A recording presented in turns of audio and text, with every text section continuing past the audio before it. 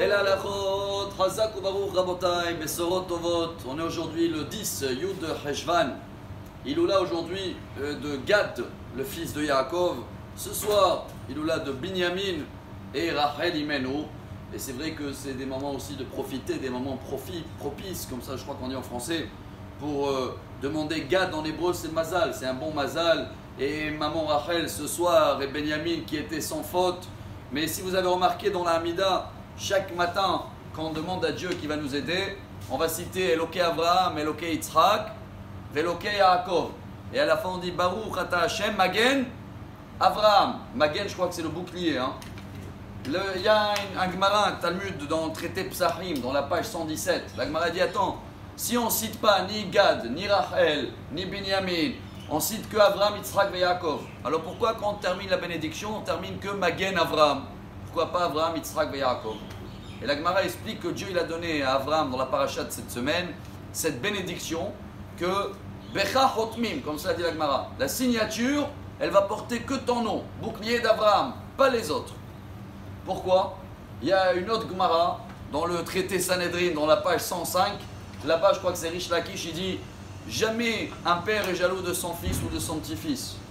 Alors, c'est quoi ce cadeau que Dieu il a donné à Abraham? Il a dit t'inquiète pas, quand ils vont signer, ça s'appelle comme ça en hébreu, quand ils vont signer la bénédiction, ils vont utiliser que ton nom et pas le nom de ton fils Yitzhak, et pas Yaakov, et pas Binyamin, et pas Gad.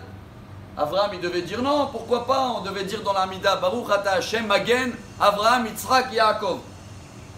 Un grand message qu'on a partagé hier un petit peu dans le cours, que c'est au nom de Rabbi Elchanan Wasserman, qui a été assassiné dans la Shoah, et que lui nous apprend, on a toujours attendu beaucoup ce message, ça y est, Mashiach, il est là, il est dans la porte, et beaucoup de nous se demandent la question, mais si eux, ils n'ont pas mérité avant, dans les générations, qu'ils étaient des géants, qui nous sommes-nous? Bon, la Gemara, elle répond, nous sommes le petit nain sur l'épaule des géants.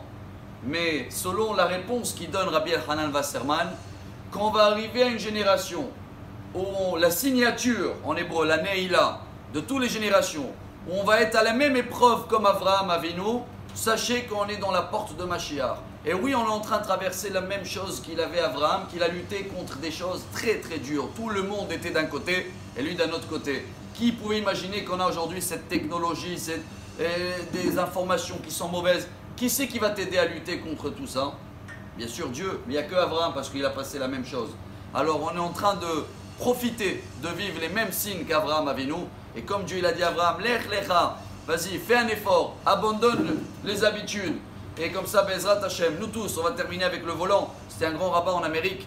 Une fois, il était accompagné par quelqu'un, il a vu que son fils il est assis à côté avec un volant aussi. Il a dit, c'est quoi? Pourquoi il y a deux volants? Il a dit, non, mon fils, il est tellement hyperactif que chaque fois, il me gênait pendant la conduite. Alors, je lui ai mis un volant et il croit que lui, il conduit. C'est pareil, ce rabbin, il a dit, waouh, c'est magnifique. Nous aussi, Dieu, c'est lui qui dirige tout. Mais il nous a mis un petit volant de jouer et croire que c'est mon travail, mon chose.